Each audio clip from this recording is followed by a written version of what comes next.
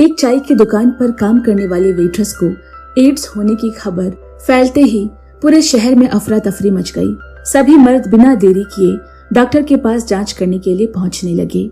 यहाँ तक कि सेना में भी डर का माहौल छा गया। वजह ये थी कि शहर के ज्यादातर लोगों का उस वेट्रेस के साथ किसी न किसी तरह का गुप्त संबंध था। लेकिन जब सभी डर में जी रहे थे, तब एक शख्स ऐसा था जो बाकी सबसे अलग था। वो था वेटर का पति सियोक जुंग, जो शहर का सबसे ईमानदार आदमी माना जाता था। तो दोस्तों, आगे बढ़ने से पहले हमारे कोरियन ड्रामा हिंदी चैनल को सब्सक्राइब करना बिल्कुल ना भूलें, जहां पर एक बार फिर से हम कोरियन ड्रामा और वेब सीरीज की एक्सप्लेनेशन हिंदी में लेकर आएंगे। चैनल की लिंक डिस्क्रिप्शन बॉक्स में है। तो चलिए आगे बढ़ते हैं। वेटर से मिलने से पहले सियोक जुंग का जीवन सिर्फ गायों और गोबर तक सीमित था। इसी कारण वो 40 साल की उम्र तक भी कुंवारा रहा, थोड़ा अस्त व्यस्त और अकेला।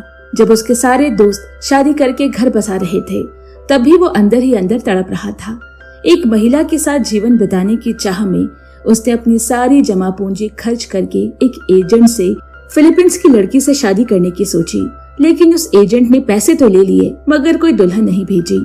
गुस्से में वह पैसे मांगने गया, लेकिन वहाँ उसे बुरी तरह पीट दिया गया। फिर भी उसने हार नहीं मानी और पैसे वापस पाने की जिद करता रहा। इसी बीच उसने अपनी गाय से वादा किया कि वो अब कभी भी किसी भी औरत के बारे में नहीं सोचेगा, चाहे जितना भी अकेलापन क्यों ना हो। वो किसी अजनबी औरत से शादी नहीं करेगा। लेकिन अगले ही पल उसने अपने वादे को तोड़ दिया। एक दिन सड़क किनारे चलते हुए उसकी नजर एक लड़की पर पड़ी और वो पहली ही नजर में उसे दिल दे बैठा। बिना कुछ सोचे समझे उसने अपना सारा काम छोड़ दिया और बाइक पर उसका पीछा करने लगा। जब तक कि फिनाइल की गंध नहीं आई, तब तक उसे एहसास ही नहीं हुआ कि वो उसके पीछे पीछे अस्पताल तक आ पहुंचा है। बाद में दोस्तों से पूछताछ करने पर उसे पता चला कि उस लड़की का नाम उन्हा है और वो एक खास तरह का काम करती है। वो एक टी हाउस में वेट्रेस है, साथ ही टेक आउट डिलीवरी भी करती है और कुछ शर्मनाक कामों में भी शामिल है। अपने काम की वजह से वो हर महीने नियमित जांच करवाती है। हालांकि सियोक जुंग को उसके काम की सच्चाई पहले से ही पता थी, लेकिन फिर भी धीरे धीरे वो उन्हा से सच्चा प्यार करने लगा। उसे दोबारा देखने के लिए सियोक जुंग ने अपने कंजूस स्वभाव के खिलाफ जाकर दोस्तों को एक पार्टी में बुलाया। जब रात सब उसके दोस्त मजे कर रहे थे, लेकिन सियोक जुंग चुपचाप एक कोने में बैठा रहा। उन्हा ने पहली बार ऐसा ईमानदार और शांत आदमी देखा। उसने खुद आगे बढ़कर उसे गले लगाया। यह अनुभव सियोक जुंग के लिए बिल्कुल नया था और वो खो सा गया। जब वो बाहर निकला तो उसका चेहरा उदास देखकर दोस्तों ने उसे सलाह दी कि वो उन्हा को डेट पर बुलाए। उन्होंने कहा, बस पैसे दो और वो कुछ भी कर सकती है। ये सुनकर सियोक जुंग को बहुत बुरा लगा और वो उनसे झगड़ने ही वाला था। अगले दिन वो खुद को रोक नहीं पाया और टेकआउट का ऑर्डर देकर उन्हा से डिलीवरी करने को कहा। जब उन्होंने दरवाजा खोला और सामने सियोक जुंग को देखा तो वह अंदर से चिढ़ गई। उसे लगा, ये जो इतना ईमानदार दिखता है, असल में ऐसा है नहीं। उसने बिना कुछ बोले सीधा मुद्दे की बात की। पहली बार ऐसा करने जा रहे सियोक जुंग घबरा गया और चुपचाप पीछे हट गया। उसमें हिम्मत नहीं थी। आखिरकार युन्हा के पहल पर सियोक जुंग ने थोड़ी झिझक के साथ अपनी जिंदगी की पहली और सबसे खास रात बिताई। इस रात के बाद वो खुद को उन्हा से दूर नहीं कर पाया। वो रोज कोई न कोई बहाना बनाकर रेस्टोरेंट पहुंच जाता ताकि उसे उन्हा से मिलने का मौका मिल जाए। और उन्हा को भी यह सीधा साधा और शर्मिला आदमी अब अच्छा लगने लगा है। धीरे धीरे दोनों एक दूसरे के करीब आने लगे। सियोक जुंग छुपकर हर रोज उन्हा के लिए गुलाब और दूध लाता। जब उन्हा उसका दिया हुआ तोहफा लेकर मुस्कुराती तो सियोक जुंग को बच्चों जैसे खुशी मिलती। लेकिन उसे ये नहीं पता था कि युन्हा को तो बचपन से दूध पसंद ही नहीं था और वह हर बार दूध को फेंक देती। उसकी सबसे अच्छी दोस्त ने एक दिन उसे मजाक में कहा, क्यों ना इस दूध से नहा लिया जाए। युन्हा को यह आइडिया मजेदार लगा। इसके बाद सियोक जुंग और ज्यादा बार रेस्टोरेंट जाने लगा। वो युन्हा के सामने अच्छा दिखने की पूरी कोशिश करता, यहाँ तक कि उन्हा का इस्तेमाल किया हुआ पसीना पोंछने वाला रुमाल भी उसके लिए किसी खजाने से कम नहीं था। जैसे जैसे दोनों का रिश्ता गहराता गया, सियोक जुंग को लगने लगा कि युन्हा भी उसे प्यार करती है। एक दिन उसने हिम्मत करके युन्हा को ड्राइव इन मूवी के लिए बुलाया और वही अपने दिल की बात कहने की सोची। लेकिन जैसे ही उसने बोलना शुरू किया, युन्हा ने उसे बीच में ही रोक दिया और कहा, मूवी साथ देखने का मतलब ये नहीं कि हम डेट पर है। ये कहकर वो बिना पीछे देखे चली गई और सियोकजुंग वही खड़ा रह गया, उलझन और दुख के साथ। सियोकजुंग को लगा कि शायद युनहा उसे इसीलिए पसंद नहीं करती क्योंकि वो गरीब है। अगले दिन वो अपनी सारी जमा पूंजी लेकर युनहा के पास पहुंचा, जो उस वक्त खाना डिलीवर करने जा रही थी। उसने पैसे देते हुए कहा, अब ये काम मत किया करो। युनहा को यह पसंद नहीं आया। उसने गुस्से में पैसे फेंक दिए और कहा कि वो उसकी जिंदगी में दखल ना दे। फिर उसने सियोकजुंग को एक थप्पड़ भी मारा। दोनों दुखी होकर अपने अपने रास्ते चल दिए। लेकिन बाद में युनहा को भी एहसास हुआ कि उसने कुछ ज्यादा ही कर दिया। अब उसका मन काम में नहीं लग रहा। वो रोज शराब पीकर खुद को भुलाने की कोशिश करती और सियोकजुंग रोज बाहर उसका इंतजार करता। उसकी सच्ची परवाह और दीवानगी देखकर युनहा का दिल धीरे धीरे बदलने लगा। अब वो सियोकजुंग को अपनाने लगी। उसने डिलीवरी का काम छोड़ दिया और जो दूध उसे पहले पसंद नहीं था वो भी अब धीरे धीरे पीने लगी। उसी दौरान सियोकजुंग की माँ को पता चला कि उसका बेटा एक टी हाउस की वेट्रेस को पसंद करता है। बेटे की भलाई और इज्जत को देखते हुए माँ ने उसके लिए एक ब्लाइंड डेट का इंतजाम किया, लेकिन उसने चालाकी से डेट उसी जगह रखा जहाँ युनहा काम करती है। जब युनहा ने देखा कि सियोकजुंग किसी और के साथ बैठा है तो वो गुस्से से भर गई। गुस्से और आंसुओं में उसने फिर से डिलीवरी का ऑर्डर लेना शुरू कर दिया, लेकिन अब उसका मूड खराब था और ग्राहकों से उसकी कहासुनी भी हो गई। उस आदमी ने गुस्से में आकर शराब की बोतल उसके सर पर दे मारी। युनहा जमीन पर गिर गई। उसके सिर से खून निकलने लगा और वो बेहोश हो गई। जब सियोकजुंग को यह खबर मिली तो वो तुरंत अस्पताल की ओर भागा। उसके दिल में सिर्फ युनहा के लिए चिंता थी। सियोकजुंग की देखभाल में युनहा धीरे धीरे ठीक होने लगी। जब उसने उस आदमी को देखा जो उसे सच्चा प्यार करता है तो उसके अब तक का पत्थर जैसा दिल पिघल गया। सियोकजुंग ने फिर एक बार हिम्मत करके अपने दिल की बात युनहा से कह दी और इस बार युनहा ने उसे स्वीकार कर लिया। उसे पहली बार लगा कि शायद यही वो इंसान है जिसे वो अपना जीवन सौंप सकती है। जल्दी ही दोनों ने शादी कर ली और पूरे शहर में लोग हैरान थे कि सियोकजुंग ने ऐसी लड़की को अपना जीवन साथी चुना। इसके बावजूद उनकी शादीशुदा जिंदगी बहुत ही प्यारी थी। दोनों एक दूसरे से सच्चा प्यार करते थे। यहाँ तक कि सियोकजुंग की माँ, जो पहले युनहा को स्वीकार नहीं कर पाई थी, धीरे धीरे उसे अपनाने लगी। युनहा के अच्छे व्यवहार ने सास को भी प्रभावित किया और एक दिन उन्होंने कहा कि ये लड़की कीचड़ में छिपा सोना है। युनहा ने अपनी कमाई से अपनी सास को जेजो द्वीप घुमाने तक ले गई। अब उनका छोटा सा परिवार खुशियों से भरा था। सब कुछ सही चल रहा था, लेकिन ये सुख ज्यादा दिनों तक नहीं टिक पाया। एक दिन एक आदमी ने युनहा को होटल बुलाया और जबरदस्ती उसके साथ संबंध बनाए। उधर सियोकजुंग रात भर घर पर बैठकर इंतजार करता रहा, लेकिन युनहा वापस नहीं लौटी। जब वह पुलिस को कॉल करने ही वाला था तभी उस आदमी का फोन आया। उसने कहा कि वो युनहा का असली पति है और उसने उनकी शादी की तस्वीरें भी भेजी। तभी सियोकजुंग को सच्चाई का पता चला। असल में युनहा का असली नाम जियोन यूफेन है और वो पहले से शादीशुदा थी। वो अपने पुराने पति की हिंसा से तंग आकर भाग गई थी और नई जिंदगी शुरू करना चाहती थी। अब उसका वही पुराना पति सियोकजुंग को धमका रहा है कि अगर उसे 10 लाख वॉन नहीं दिए तो वो युनहा को फिर से अपने साथ ले जाएगा। लेकिन सियोकजुंग के लिए युनहा अब सिर्फ पत्नी नहीं बल्कि उसकी दुनिया बन चुकी थी। वो किसी भी कीमत पर उसे खोना नहीं चाहता था।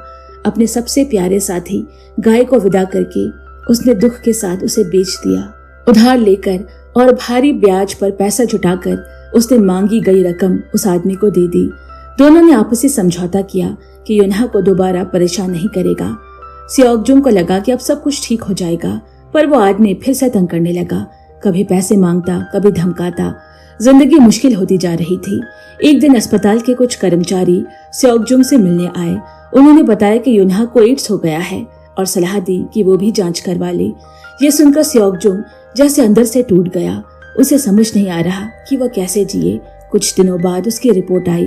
वो एड्स से संक्रमित नहीं था, पर अजीब बात तो ये है कि वह खुश नहीं है। डॉक्टर ने पूछा, तुम अकेले क्यों आए हो? क्या तुमने अभी तक युनहा को कुछ नहीं बताया? सियोकजुंग ने बस एक सवाल किया, क्या वह मर जाएगी? डॉक्टर चुप रहा, कोई जवाब नहीं दिया। उधर युनहा अब भी अपने पति सियोकजुंग का घर लौटने का इंतजार कर रही थी। हाल की घटनाओं के कारण वो खुद को बहुत ज्यादा दोषी महसूस कर रही थी। अपने पुराने पति की वजह से सियोकजुंग को अपनी प्यारी गाय बेचनी पड़ी और वो कर्ज में डूब गया है। ये सोचकर योनहा का दिल टूट जाता है। उसी की वजह से उसका पति आज इतनी मुसीबतों में फंस गया। उस रात तेज बारिश हो रही थी, लेकिन सियोकजुंग के पास घर लौटने की हिम्मत नहीं थी। उसे समझ में नहीं आ रहा था कि वो अपनी पत्नी को उसकी बीमारी वाली बात कैसे बताए। आखिर बहुत सोचने के बाद वो किसी तरह घर लौटा, लेकिन वहां सिर्फ एक प्लेट खाना था और योनहा का एक खत रखा था। खत में लिखा था, वो जानती है उसके पुराने अतीत की वजह से सियोकजुंग को कितनी तकलीफ उठानी पड़ी। उसने लिखा कि वो कभी उसे धोखा नहीं देना चाहती और वो उससे सच्चा प्यार करती है। योनहा ने वादा किया कि वो उसकी सारी परेशानियां खत्म कर देगी और उसका कर्ज भी चुका देगी। ये पढ़ते ही सियोकजुंग पागलों की तरह कमरे से बाहर भागा। तेज बारिश में वो अपनी पत्नी को हर जगह ढूंढता रहा, लेकिन वो कहीं नहीं मिली। इसके कई दिनों बाद तक सियोकजुंग का एक ही मकसद था, अपनी पत्नी को ढूंढना। वो पूरे कोरिया में घूमता रहा, लेकिन योनहा की कोई खबर नहीं मिली। फिर एक दिन उसने अपना बैंक खाते में कुछ ज्यादा ही पैसे देखे। जब उसने बैंक की रसीदों की जांच की तो पता चला कि ये पैसे योनहा ने भेजे हैं। वो सोच ही रहा था कि शायद अब योनहा से फिर से मिलने का समय आ गया है। तभी अचानक पुलिस स्टेशन से फोन आया। उसे लगा ये तो शायद उनके प्यार की नई शुरुआत होगी, लेकिन उसे क्या पता था कि ये एक बुरे सपने की शुरुआत है। पता चला कि योनहा सियोकजुंग के बढ़ते कर्ज का बोझ सह नहीं पाई और दोबारा अपने पुराने काम में लौट गई। उसे ये भी नहीं पता था कि अब वो एड्स से संक्रमित हो चुकी है।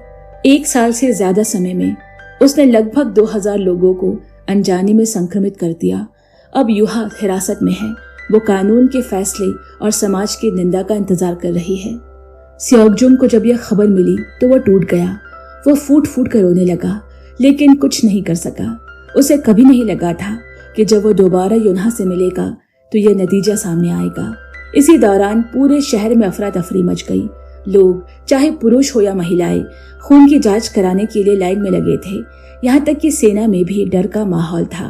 तभी एक चालाक और धोखेबाज रिपोर्टर ने सियोकजुंग को ढूंढ निकाला और उससे झूठा वादा किया कि अगर वो एक निजी इंटरव्यू दे देगा तो योनहा को रिहा होने में मदद मिल सकती है।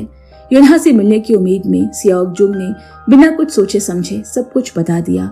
उसने रिपोर्टर को अपनी और योनहा की पूरी कहानी दिल खोलकर सुना दी। अगली सुबह वही कहानी अखबार की सुर्खियों में छप गई। उस रिपोर्टर ने टीआरपी के लिए सारी बातों को तोड़ मरोड़ कर पेश की। एक ही पल में सियोकजुंग और योनहा लोगों की नजरों में पापी बन गए। उनके परिवारों को भी शर्म और तिरस्कार झेलना पड़ा। लोग उनके परिवार से दूर रहने लगे, डर के मारे कि कहीं वे भी संक्रमित ना हो जाए। फिर भी सियोकजुंग ने कभी भी योनहा को छोड़ने का सोचा तक नहीं था। वो बार बार उससे मिलने की कोशिश करता रहा, लेकिन योनहा ने मिलने से साफ इनकार कर दिया। अब वो नहीं चाहती थी कि सियोकजुंग और ज्यादा परेशानी में पड़े। हालांकि वो अब भी उसे बहुत प्यार करती है, लेकिन वो जानती है कि उसे छोड़ देना ही अब सबसे सही फैसला है, ताकि वो सियोकजुंग को और दुख न पहुंचा सके। दूसरी ओर सियोकजुंग अब चिंता और दुख में बीमार हो चुका है। वो हर दिन बस अपनी और योनहा की पुरानी यादों में खोया रहता और जबरदस्ती मुस्कुराने की कोशिश करता। उसके इस हाल को देखकर उसकी माँ गुस्से में आ गई। उन्होंने उसे डांटा और दोनों की खुशियों को संजोने वाली वीडियो टेप तोड़ दी। गुस्से और निराशा में माँ ने आत्महत्या करने की कोशिश की।